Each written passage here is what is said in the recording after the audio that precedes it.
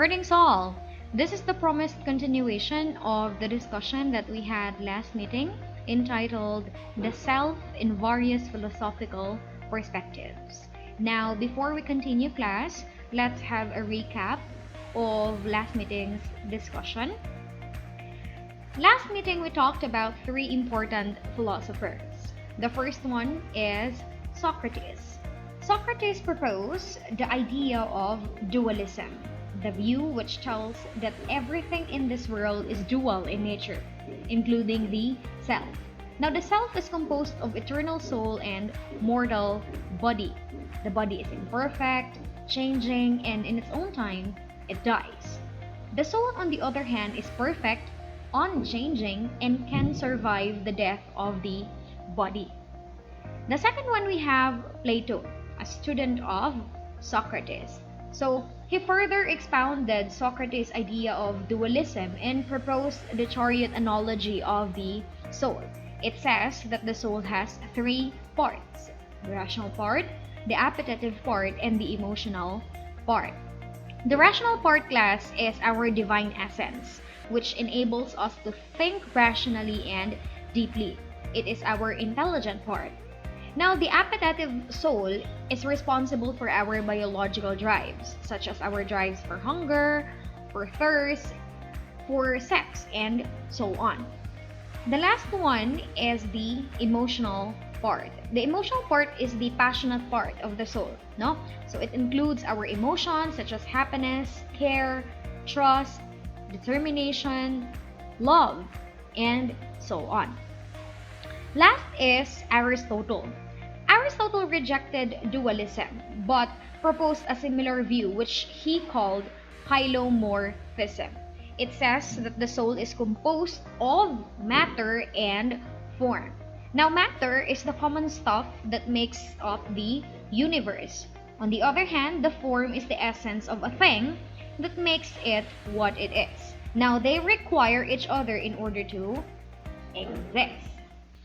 Okay, so the first philosopher that we have on our list for today's video lecture is Saint Augustine. Saint Augustine is our first theologian. So theology is the study of God. Augustine integrated Platonic idea with Christianity. So like Plato, he believes that the physical body and the soul are radically different from one another. The body class is a snare and a cage for the soul. He considers the body as a slave to the soul and sister relations as contentious. So the soul makes war with the body. However, as his thinking matures, he began seeing the self as one which is comprised of the body that is united with the soul, so that man may be entire and complete. In other words, the body and the soul are attached to one another.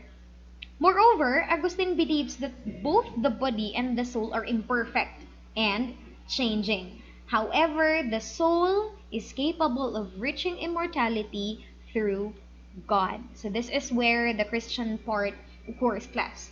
While the body is bound to die on earth, the soul can achieve spiritual bliss and can live eternally with God. So this is only possible class when we live on earth in virtue. We live according to the principles of man and more importantly according to the principles of God. We can achieve eternal life with God after our body dies on earth. So magpapakabait tayo dito sa earth class, no? According to Saint Augustine, we have the chance to live eternally with God. Okay.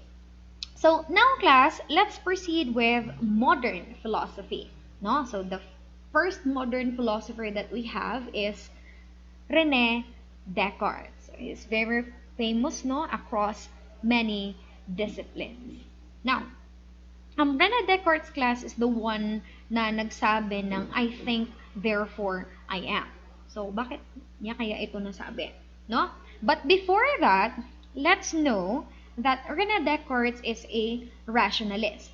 So, when you say rationalism class, this is the view that reason is the primary source of all knowledge and that only pure reasoning abilities can enable us to understand sense experience and reach accurate conclusions. Remember class, That when we doubt, that is actually the time that we reason out, no? So, ang sabi ni René Descartes, if you would be a real seeker after truth, it is necessary that at least once in your life you doubt as far as possible all things. So remember, if you doubt, you ask questions. And more likely, you find answers to these questions. The more you seek answers, the closer you become to the truth. That's why it is very important to doubt. No? How about you, class? How certain are you with your life choices? No? Have you ever doubted anything in your life choices? How sure are you with your beliefs? How confident are you with the person that you are right now? Questions like this make you go through every single day, and for some, finding answers to these questions is what their purpose is all about. We have to find answers and gather evidences until such time that we can be satisfied with truth that is before us. This means that it's already beyond reasonable doubt. So, nandiyan na yung sagot. You've already proven so much na wala nang lugar yung doubt sa picture, no? So, yes, doubting is important. You can even doubt your own reality, class, no? Are you really awake right now, or are you just hearing things? Maybe you're just dreaming. Class, no? Anyway, Descartes said that you can doubt everything, but there is only one thing you cannot doubt, and that is your existence. No? This is because when you are doubting, the self is also doubting. And that is the greatest evidence or proof of your existence. You can doubt the existence of other people or the existence of other things in this world, but you cannot doubt your own existence. No?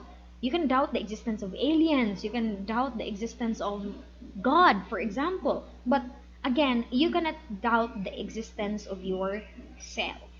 Your thinking and feeling self. Even if you are dreaming or manipulated, still, you know that you are dreaming and you are being manipulated. No? So the essence of existing as a human is the possibility of being aware of ourselves. So that is being self-conscious. This is very important in having a personal identity. If you're not aware of your strengths and weaknesses, your culture, your disposition, then basically you will not have a clear image of your identity. Our essence, according to Descartes, is that we are thinking things. This is the essence of the self. Again, being a thinking thing means having dynamic identity that engages in all mental operations, in addition, of course, to being aware that you are indeed engaged with these mental operations. No? So, you deal with these mental operations, ginagawa mo ang isang bagay, and at the same time, aware ka na ginagawa mo yung bagay na yun.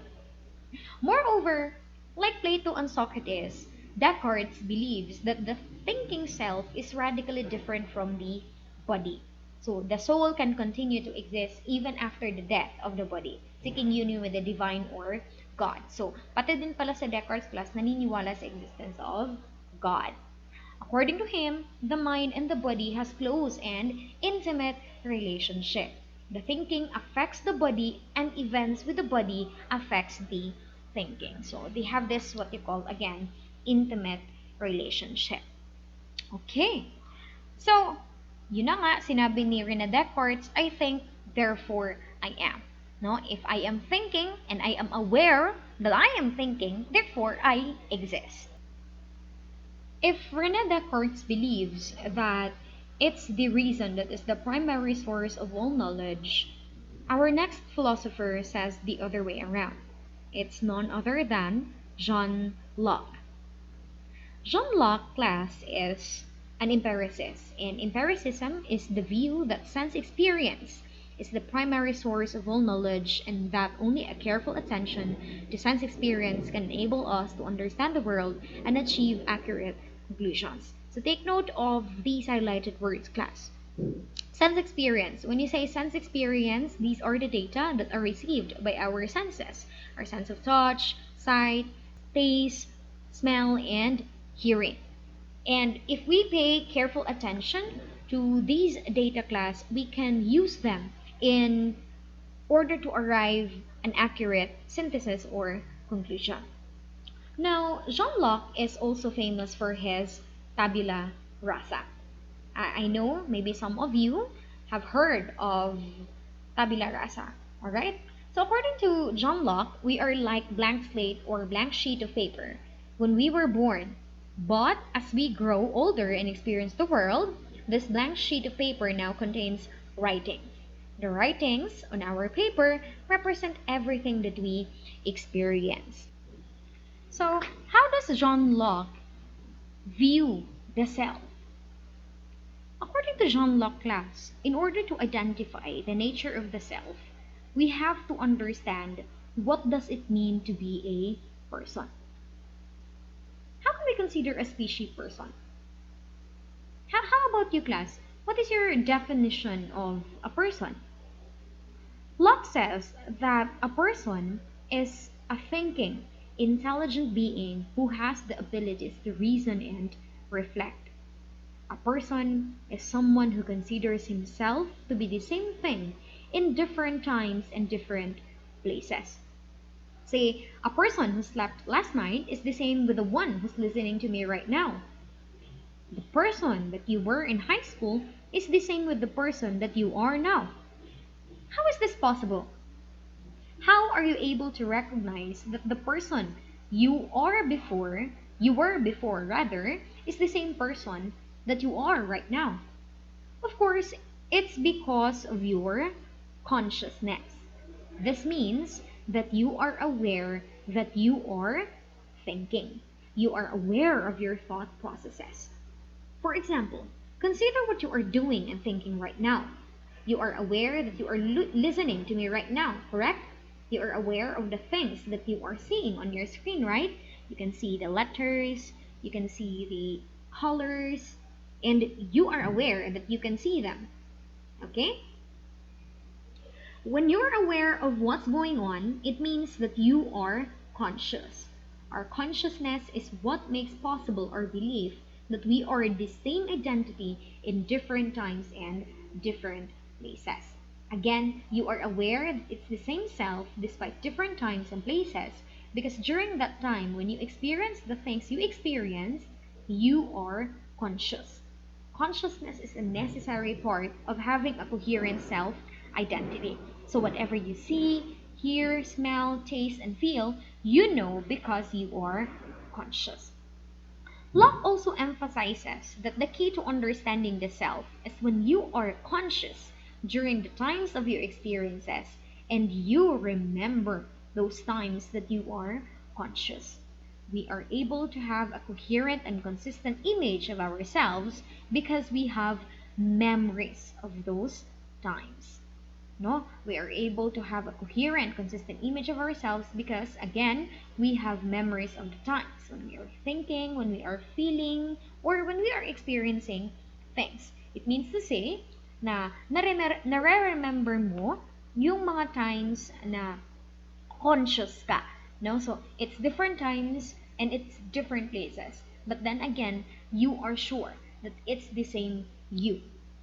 Anyway, Locke also adds that even if you are not in the same body before, it does not matter because you are still aware that it's you and it's only your body that is changed. For instance, have you ever watched this K-drama entitled Secret Garden? Oh, maybe some of you have watched it. Anyway, the female lead here and the male lead switched bodies, but they did not lose their sense of self. They did not lose their memories of who they really are. It's the same with us, class. You see, our bodies changed and developed through the years. It's not the same when we were in elementary or high school, but we are still convinced that it's the same person, right? We know it is still us in changing bodies.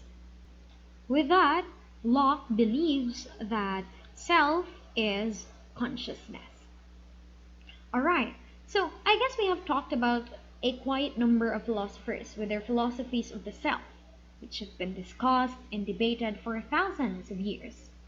Some younger philosophers adapted the philosophy of those older, but some aim to debunk the claims of those who came first. Now, this time around, class, imagine that we are having this roundtable discussion and we have the power to summon these philosophers: Socrates, Plato, Aristotle, Saint Augustine, Descartes, and Locke. So nandiyan silang lahat, no, sa roundtable. Say, we want to have a live speaking engagement with them.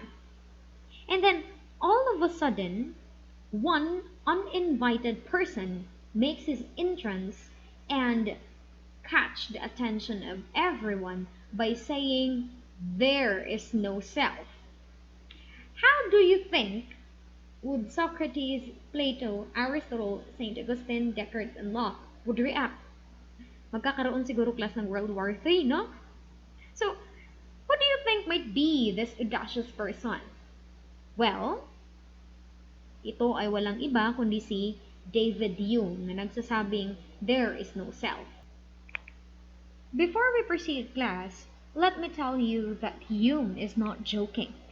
He's dead serious and, in fact, wrote books, articles, and essays about the non-existence of the self. So, why? Have you ever wondered, class, no, na all other philosophers struggled to prove the existence of the self, but it is only Hume who said that there is no self? What's the point of having this course, class, understanding the self, when there is no self? What's the point of our existence then? Well, hearing this claim of Hume shook the philosophical world. But before we judge the claim of Hume, class, let's hear him out. Okay? Sige, paano nga ba niya nasabi na walang self? Have you ever heard this statement? Hahanapin ko muna ang sarili ko. Hahanapin ko muna kasi hindi ko natiyak kung nasaan at ano ako. Very deep, class, right? Sometimes we do say this statement when we wake up in the morning or lie awake at night, and we suddenly feel the urge of diving into ourselves a bit deeper than usual. So, we do soul searching in order to know ourselves better. Some of us would travel, some would read a book, some would listen to music, some would write a poem or a journal, some would watch a movie, some would mingle with other people more, some would isolate themselves from the rest of the world, and some would do nothing. You see, class, we have different ways of reflecting, of understanding ourselves. But have you ever experienced that every time you try to get to know yourself more, every time you ask yourself, who are you? It feels different, no? The experience that you have every time is different from that you had before, and before that, and before that. You see, it seems like there is a different version of you every single day, every single morning when you wake up. You react differently to things and events that are happening around you. You relate differently to people that you meet every single day. The way you interpret things now is different from before. The meanings that you put on your experiences is not the same too. According to David Hume, this is the reason why, even if we actively look for the self, we simply cannot find it. Every time we looked for consistency, we cannot pinpoint one. Why? Because if the self really exists, there is consistency in how we react and interpret things, in how we behave. For example, you believe that you are an industrial student, one who believes that you have to be always prepared for exams, both announced and unannounced. No? So you have to meet deadlines, you have to submit good quality requirements, and you have to perform in a commendable way. However, in your life as a student, there are also moments wherein you crack in your own pressure and suddenly you just want to go with the flow. You don't want to do your tasks, don't want to study, just want to escape from papers and requirements. You see, this is what we mean when we say inconsistency. Another example, say you believe that you are the type who is very good in controlling your temper. So if you are angry at someone, you won't shout or break things around you. You would stay composed and speak calmly still. However, because we experience a lot of things, feel too many emotions at the same time, you suddenly erupt, and gone is the conversion of yourself. You see, you change from moment to moment. There is no such thing as consistent self-concept. So, Hume claims that even if we actively look for the self, we simply cannot find it. Alright, does Hume make sense, class? No? So let's assume that he is right. But then again, what made Socrates, Plato, Aristotle, Augustine, Locke, and Descartes believe on the existence of the self as something that persists through time and seems to unify their lives? If there is no self, then what makes you you? What is your essence?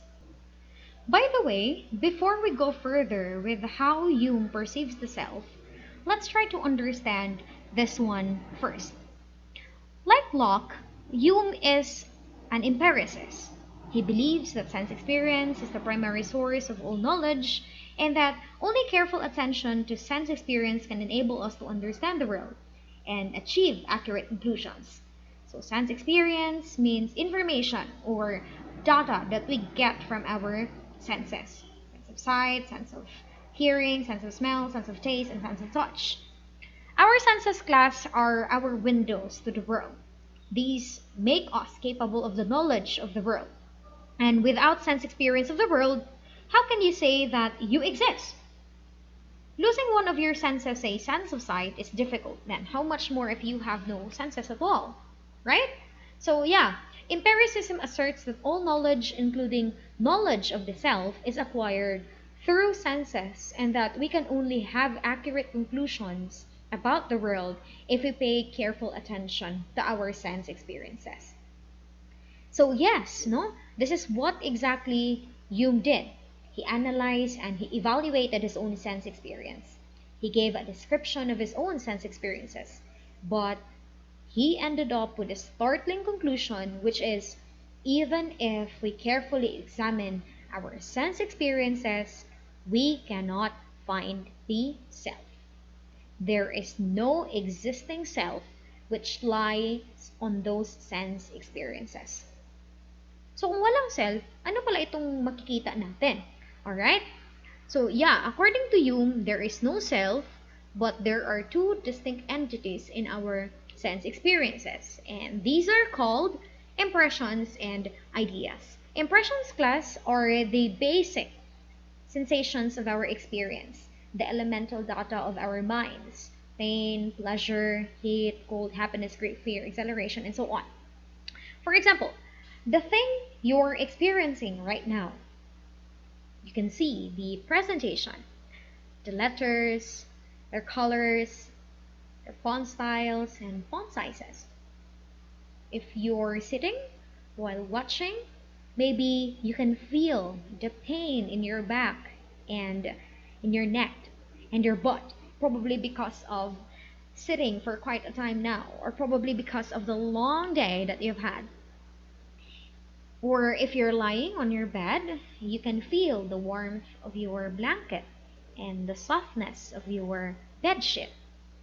Or if you're watching this and it's already midnight, maybe you can feel the cold temperature of the air around you, or can hear the snoring of your roommate if you have one.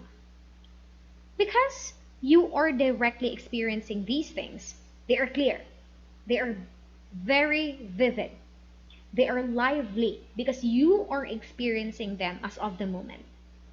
On the other hand, ideas are copies of impression. And because of this one, they are less lively and less vivid because they're just mere copies, right? So basically, when you remember your impression of a certain thing, you put it in your mind and you make ideas of your impressions. So, in order for you to understand this one better, I have here an eyes. I want you to close your eyes, class, for a moment. Imagine that you have an ice in your hand. Of course, the ice on your hand feels cold. Probably the cool sensation is spreading throughout your body, and you probably have goosebumps after a while. Now, as the ice stays longer on your hand, you can feel a burning sensation. And because of difference in temperature, the ice starts melting. So you see, class, even if you are not actually holding an ice, you know how it feels like because you experienced the same before. You have an impression of it before, and because you remember it, you have this idea in your mind, right? Hume asserts that all the basic data we have about the world are impressions and ideas. They form a fleeting stream of sensations in our mind. When you say fleeting, class, it means very fast, very rapid, no? All our perceptions and all those things we felt and experienced before, these are just sensations and copies of sensations. They occur in our minds very fast, succeeding one after another. Impression after impression, idea after idea. And because they occur very fast, we are fooled by the illusion that there is continuity, and that there is consistency and stability, and that there is what we call self. Furthermore, when we are not experiencing any sensation when we are asleep, say when we are asleep very deeply, we don't receive any impression and any idea, right? We don't even know what we're doing, as if we don't exist at all. No? So kapag natutulog tayo, class, our senses are basically shut down. With this, there is no reason to suppose that the self exists in any form. Because if self exists, even if we are asleep, class, we'll surely know what's happening around us, right? Even if our senses are shut down, we'll have impressions and ideas, right? It's no, it's the same. When we die, we cannot receive any sensation from our senses. There's no clear evidence that the self continues to exist after the death of our bodies. So this is the reason, class, why David Hume claims that there is no self. Okay. So for David Hume, class, no, death is final. He does not believe on Socrates, Plato, Aquinas, and so on when they said that the soul will continue to exist and can live eternally. For Hume, if you don't receive any sensation anymore, then you don't have any window to the world anymore. No? So kung patay ka na, patay ka na. So, how does Hume see this thing we call self? So itong self na tinatawag natin, ano ito para kang Hume? Okay? He said that the self is just an imaginary creature. Because we are so desperate to have a unified and consistent sense of self, we use our imagination to construct a fictional self. This fictional self, class, is of course not true. It's just an imaginary creature which is derived from our succession of impermanent states and events. Impermanent means temporary and fleeting, no? Everything we have experienced so far is temporary, and because it occurs in a very rapid way, no, succeeding one after another, we are led to believe that the self exists. Moreover, Jung views the self as a bundle of or collection of different perceptions which succeed each other in an inconceivable rapidity and are in a perceptual flux and movement. Collection of impressions and ideas. No? So, in line with this, he also likened the mind class to a theater. No? So, have you ever been to a theater class? No? So, in a theater class, the goal of each character, the director, the producer, their goal class is in order for the play not to have dead air. No, so there is no dead air in a theater. One scene takes place after the other is done. Characters enter the stage and perform, one after another. Hume said that the sensations in our mind succeed each other with an inconceivable rapidity and are in a perceptual flux and movement. And yes, our mind is a kind of theater where several perceptions successively make their appearance, pass, repass, glide away, and mingle in an infinite variety of postures and situations. So for David Hume, we are just passive beings class, we are just passive beings who are receiving information from our environment. So this is the reason why David Hume says that there is no self. However, years after that startling conclusion of Hume class, entered another philosopher and, hindi niya nagustuhan yung conclusion ni Hume. Sino ba ito, class? Ito ay walang iba kundi si Immanuel Kant, So, he finds Hume's view of the self as one that is like a theater of fleeting sensations and disconnected ideas alarming, Kant says that it's very alarming. And Kant does not like it. And so he refutes it and said that there is a self and we construct it. By the way, class, Kant is also an empiricist like Hume. Kant also acknowledged that it is the sense experience that is the source of all knowledge. However, if Hume believes that we experience the world in a disconnected manner, different sensations succeeding one after another, Kant asserts that our primary experience of the world is not in terms of disconnected stream of sensations. Instead, we perceive and experience an organized world of ideas, objects, and relationships, all existing within a fairly stable space and time. For Kant, the world is not a disconnected stream of sensations. We organize it. All the perceptions, all the experiences are woven together into a fabric that is familiar to us.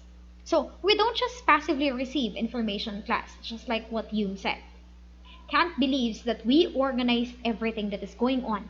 We organize it according to a particular framework. Say we have these puzzle pieces here. Hume would say that every piece is not connected with the other. But Kant, on the other hand, would say the opposite. We organize every piece in order to come up with a particular image, right? At first, of course, puzzle pieces would like random pieces, totally unrelated to one another. Our basic sensations are just like that. At first, our immediate experiences may seem to be unrelated to one another, but because of the framework that is built into the architecture of our minds, we organize them. This framework serves as our basis, our blueprint in interpreting, organizing, analyzing, assessing, and synthesizing our sense experiences. Because of this framework, we begin to see a coherent or unified image of the world, just like in the puzzle, Our mind is like this, class, also. In it, there is a meaning-constructing activity in which we organize our sensations in a way that is meaningful to us, in a way that fits to our framework, in a way that fits to our blueprint. So we are not just passively receiving information, class, again, So we are active beings who organize our experiences with the world in a way that we want to see it. This is how we construct the self according to Immanuel Kant. Ang sabi niya kasi, problematic kasi si Hume, no? Hinanap kasi niya yung sarili niya, no? In the wrong place. So, Kant said that the self class is not an object of consciousness. It is not something that you can find within your mind. No, it is a process. It is the transcendental activity that synthesizes the contents of consciousness into an intelligible whole. The self is not a content of consciousness, but rather the invisible thread that ties the contents of consciousness together. Okay, so ito yung paniniwala ni Kant. Alright, we are done with the modern philosophy. This time around, class, we are going to proceed with another view in philosophy, which is physicalism. Physicalism is the philosophical view that says that all aspects of the universe are composed of matter and energy and can be fully explained by physical views. Everything is physical. There is nothing over and above the physical. So, sino-sino kaya itong mga tinatawag natin na mga physicalist class? Malalaman natin ang sagot sa tanong na ito sa susunod na video lecture. Okay? So, as of the moment, I want you to do this activity. It's entitled Agree or Disagree. You have to answer the following questions. Which modern philosopher do you agree the most and why? Which modern philosopher do you disagree the most and why? Make a 1 to 2 minute video presentation and make sure you appear in the video. Upload the video in YouTube, send the link in Budo, turn in the link in the assignment folder. Criteria for grading are as follow. Content or substance, 10 points. Originality, 10 points. Delivery, 10 points. Compliance, 10 points, a total of 40 points. Good luck, class! See you next video lecture. Remember, in this course, the priority is you. Bye!